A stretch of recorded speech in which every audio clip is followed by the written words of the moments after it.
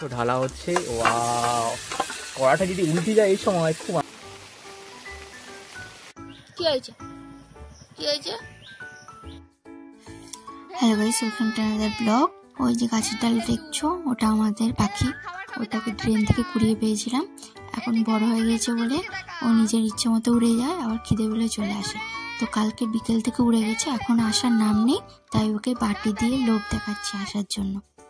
ডেকে ডেকে ক্লান্ত হয়ে নিজের বিছানায় বসে আছি। দেখছি আমার জানলার উপরে সানসেট মতো আছে, ওখানে এসে বসে আছে। আর ঘুরে আর নামতে পারছে না গ্রিলের উপরে। একবার পিছন ঘুরে একবার সামনে করে কোনোভাবে নামতে পারছে না। তারপরে বারান্দার যে গ্রিল আছে ওখানে গিয়ে দেখছি বসে আছে, বসে বসে চিচি করে ডাকছে। কালকের বিকাল থেকে তো কিছু পেটে পড়েনি, তো এখন খিদে পেয়েছে। দাঁড়া, ওকে এখন খাইয়ে দিই। ছোটবেলা থেকে ওকে ভাতই খাওয়াচ্ছি, ভাতের সাথে পটল সেদ্ধ, কুমড়ো সেদ্ধ। কিন্তু এখন পটল কুমড়ো কিছুই সেদ্ধ দেয়নি, ওর আসার চান্স ছিল না।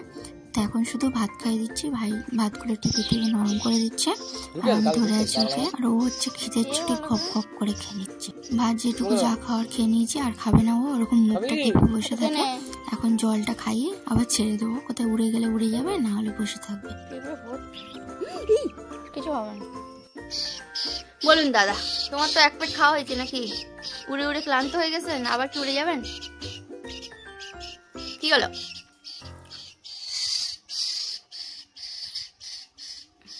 এই তোমার সাহস কি করে হয়? তুমি আমাকে হাতে কামড়াচ্ছ। এই আমি তোমার মালিক হই, মালিককে সম্মান দিতে শিখো, যে মাথা নিচু করে। এই কোনটা ভাত আর কোনটা আঙুল এখনো সেইটা শিখিস নি তুই? তুই উড়ে এখন পালাবি। আমার হাতে ব্যথা করছে যে। এই পাখিকে গ্রেপ্তার করা উচিত, পাখিকে গ্রেপ্তার করা উচিত।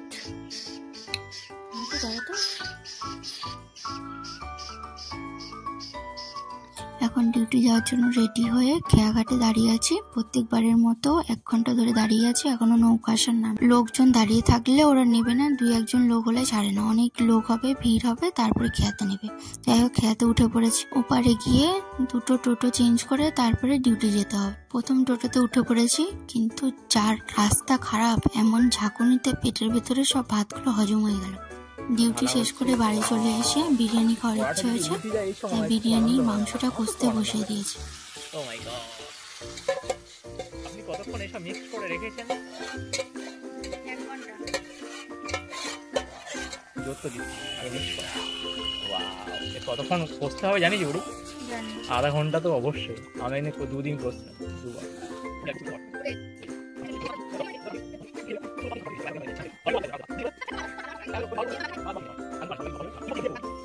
মাংস কষা হয়ে গেছে, এবার মশলাগুলো তাওয়ায় একটু সেঁকে শিলনোড়াতে বেটে নিলাম। ওই মশলাগুলো বিরিয়ানি লেয়ারে দিতে হবে। এখনো চাল ভিজিয়ে ভাত তৈরি হয়নি, তাই মা প্রথমে চাল ধুয়ে নিল।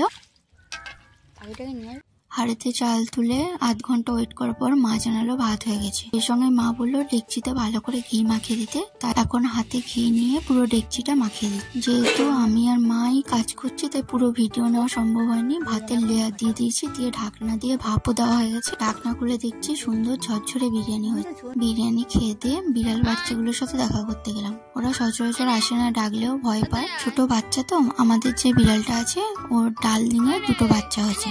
তো ওরা এখন ওই জ্বালানি ঘরের কাছেই থাকে। প্রথমে সামনের দিক দিয়ে ডেকে যে আসলো না, তো পেছনের দিকে চলে গেলাম ওদের দর্শন পাওয়ার জন্য। খানিকটা দর্শন দিয়ে ভয় আবার চলে গেল, আর ওর মাকেও পাঠিয়ে দিয়েছে যাতে ওর মা রাশ করে আমাকে ভাগাতে পারে। তো ওর মাও চলে এসেছে রাশ করার জন্য। বিকেলে জোরে বৃষ্টি নেমে আসায় ঘর থেকে আর বেরোনো হয়। বিছানায় শুয়ে শুয়ে বৃষ্টিটা উপভোগ করে দেখা হচ্ছে পরের ব্লগে। Bye bye.